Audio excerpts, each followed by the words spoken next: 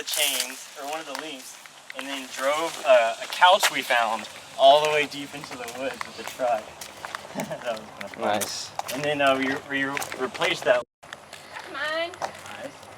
I don't know, we feel kind of independent person. And that's not really a cautious sense of being. Like, somebody else left that there.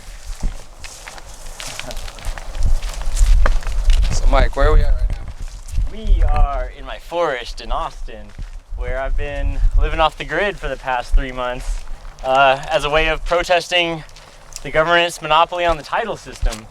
So I just don't see the legitimacy of a single institution kind of being able to use violence to tell us where we can live and where we can't live. So I'm kind of trying to see what it's like firsthand to break some of those rules and live off the grid, and so far it's been a pretty awesome experience. So where did you get the idea for doing something like this? Well, that's a tough one. It probably started when I was living off my sailboat. So back in 2012, I left the United States via sailboat to kind of declare independence from this government that I didn't recognize as legitimate. And over the course of my travels, I kind of got used to roughing it and also not paying for a place to live, and just learned how to be able to sit down and be comfortable in, you know, different spots. And so I kind of brought some of those lessons back with me when I sailed back to the US in 2013, and kind of looked for a way to apply them, and it took me a while, but in Houston I finally kind of worked up the courage to try it again, you know, to go live off the grid again, but this time on land. And I moved into a forest next to McGregor Park and lived there for 6 months. And as it progressed, I definitely learned more about what was exactly necessary. Like, I started collecting rainwater, just got better at my shelter, and it changed over time for sure, like between summer to winter, and so I kind of learned how to transition the shelter through the different temperatures and everything. But yeah, it's been really great learning experience more than anything else. It's just what exactly do I need to survive and be happy on this earth? Do you feel like you're more free doing something like this than you would be, say, you know, renting an apartment or buying a house or something like that? Yeah, definitely. I think there's a big part of it is the self-actualization of, like, just deciding what I want and going to make it happen, rather than, you know, paying somebody else to build me a structure or to, you know, protect me from others. Like, I can take control of that stuff on my own and, you know, use the different tools that are available to me to protect myself and be comfortable and protect my things and enjoy life. So I definitely feel more free out here than I ever did when I was renting or something.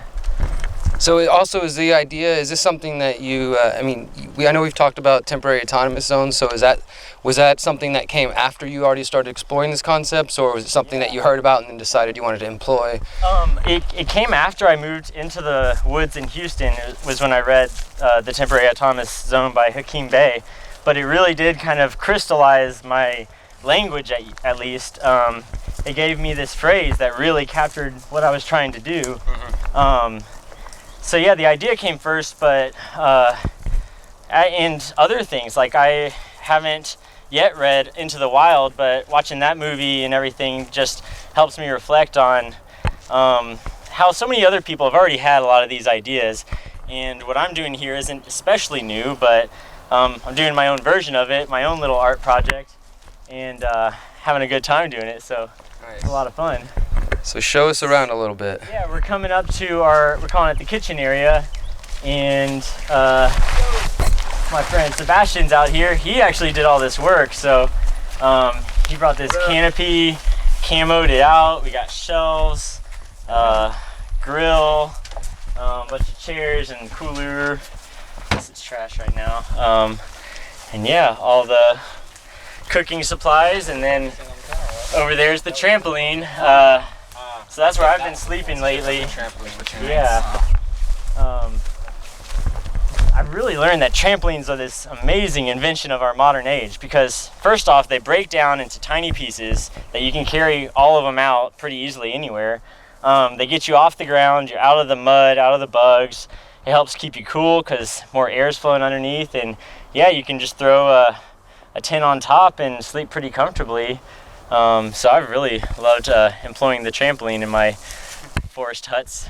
So some people would say, you are creating a free space for yourself, but it's obviously, it's in the name. It's only a temporary thing. Sure. How do I find something more permanent that's going to lead me towards freedom? And I know, in our private conversations, that you're really big on, like you said, self-actualization, self-realization, finding freedom in that moment, fighting the anarchy in every moment, and living it. But what would you say to the critics of ideas like this? That hey, eventually this is going to be developed. This isn't anything sustainable. Those kind of. Honestly, I'd love to flip it around and say that all the state's areas are really only temporary coercive zones, and the vast majority of the space on Earth is autonomous.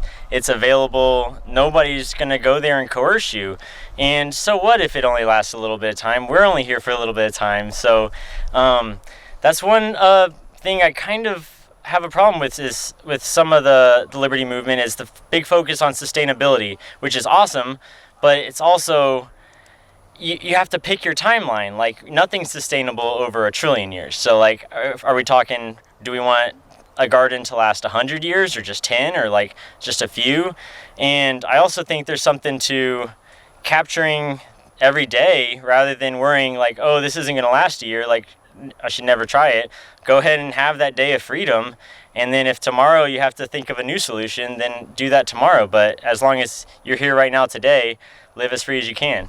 Absolutely. So do you see this, developing, like you said, you came out here with one other friend or so, and now you have other visitors and people who've come and people who helped out and set up maybe their own settlements. And you've also come across other people, for lack of a better term, those deemed homeless in our society, or those who choose voluntarily to remove themselves from society.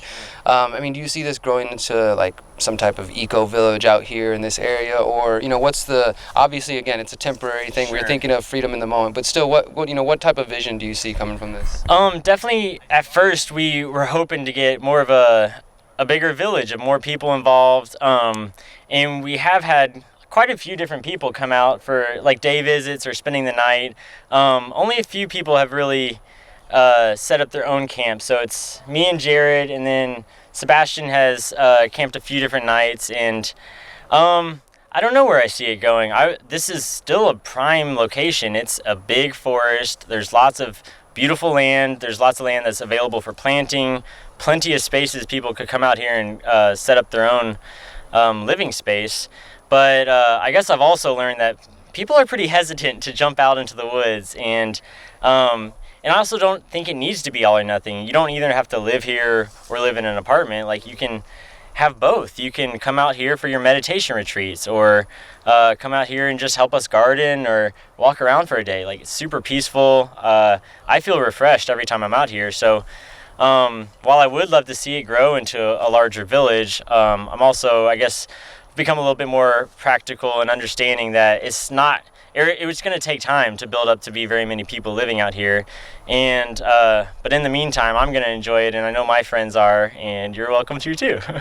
Absolutely. So when it comes to these ideas, temporary autonomous zones, just finding freedom in a patch of the woods, or really anything you can do, finding freedom in your everyday actions, it seems like, in my experience, and I think you probably would agree, that there are, whatever route you take, whether you want to live in the big mansion or you want to live in the suburbs, you want to live in the apartment, you want to get the land in the country, or come find a place in the middle of the city that's still wilderness, there's going to be trade-offs for whatever level of freedom or lack of freedom that you choose. What are the trade-offs that you've seen, the pros and the cons compared to previous ways that you've lived? Sure. Well, the comfort level is a tough one. Like, I'm sweating here. It's humid, it's hot, there are bugs, lots of those things that, like, they can be negatives, and it's not always fun. But on the positive side, just being immersed in nature, getting to listen to the bugs and the birds, and getting to have a campfire whenever I want to, and getting to invite cool people out here. you know, having a spot where we're pretty much disconnected. Like, nobody's really watching us come and go. You know, there's this real sense of freedom you get when you know, like, nobody's watching you and nobody knows you're there. And, like, I don't know, getting to play on this trampoline, and I get a lot of positives out of it for sure. But yeah, there are those negatives, but they also almost make the positives that much better. Like when you're having to, you know, carry heavy stuff out here and hike and get sweaty and dirty, and then you get to enjoy it in the end. Like it makes it that much more rewarding when you finally jump on the trampoline or cook your meal or whatever.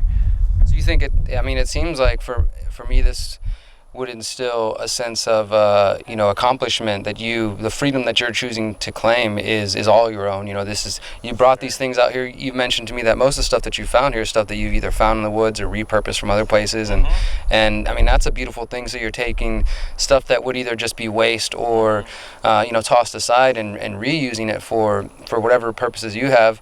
I wanted to ask you as well, though, you mentioned the sailing, and I know you're working on a book project coming up. So remind us again, what exactly, was the Sailboat Diaries? How did that come about, and where you are with that now?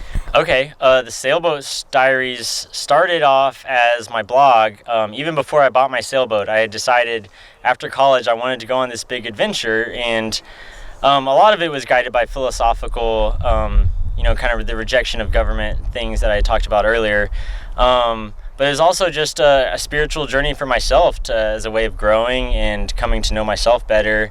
And so I wrote a lot of, essays or just my experiences along the way, a lot of pictures and film, and I did come through this big transition where when I left the United States, I really thought I had to go somewhere else to be free. That was kind of why I was leaving. But over the course of my journeys, I realized I can be free anywhere. And it's a matter of me, like, taking freedom and grabbing it. It's not going to come from standing in a certain place. It's about how I'm acting in this world. And I'll never be completely free from coercion. Like, people, they might threaten me, people might hurt me, they might try to steal from me, and that's just a part of life. But in the meantime, I can enjoy life as much as possible and enjoy my freedom and do what I want to do. So yeah, the Sailboat Diaries will follow the course from me leaving Clear Lake, sailing all the way to Puerto Rico, and then this uninhabited island where I lived for a week to kind of test this idea of, tabula rasa, the blank slate. Like, what happens when you're on an uninhabited island? Like, should you make a government? So I wanted to go test what was it like to be on this uninhabited island. And then coming back to America, and kind of how I progressed from the sailboat to the woods and taking more of a stand on the property rights issue. So the book is going to follow just your whole journey, and I guess follow up lessons, what you've got from that. Yeah, absolutely, and just kind of my own thoughts on the way, different perspectives. I like to think a lot about economics and astronomy and just society. Just all kinds of thoughts will be in there. Just the things you might have when you're on a sailboat, for months at a time. Lots of time to think. So, I think it's a pretty good expression of my last few years, and I've come a long way, so I think the book will be pretty interesting. If people are interested in finding more about the book or just some of the work you're doing, where can they go to support you? So everything will be on sailboatdiaries.com. You can find all my essays that I've written so far, and you'll be able to pre-order the book for when it comes out. And I also am on Twitter and YouTube under Sailboat Diaries. And then I also run the Free Academy website. And the Free Academy is a group of students/teachers. We don't make that distinction. But anyone who wants to share any ideas or any thoughts, any questions that they're investigating, everybody's welcome to post videos or articles on freeacad.com. And that's where I also have some of my more recent writings. Awesome. Anything else you want to add? I think that's it. I'm excited to have some fun with you guys out here in the woods. All right, let's go.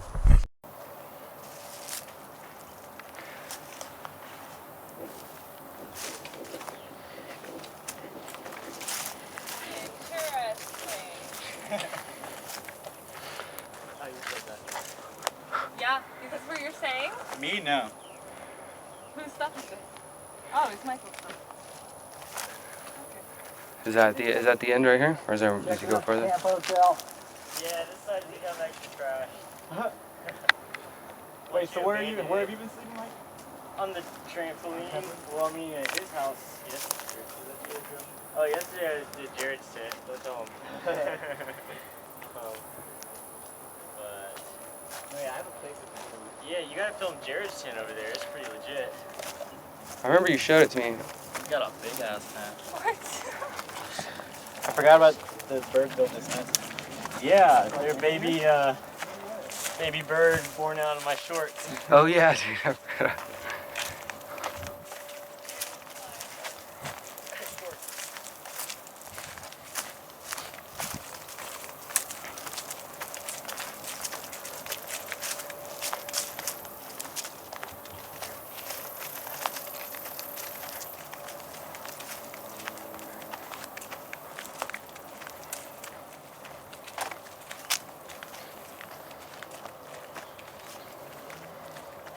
So, more interesting history.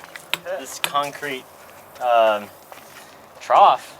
I don't know what it was or when it was made, but we were gonna use it as a rainwater collector, like have some tarps come out this way and funnel the water in, and then have like a screen over it to keep mosquitoes from breeding in there.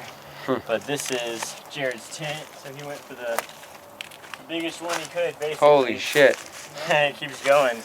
The Persian Palace. Yeah, it's a mansion. So he's got like, I don't know, a bunch of different room. I hope he doesn't mind me videotaping his room. I don't think so. Alright, cool. But yeah, plenty of storage.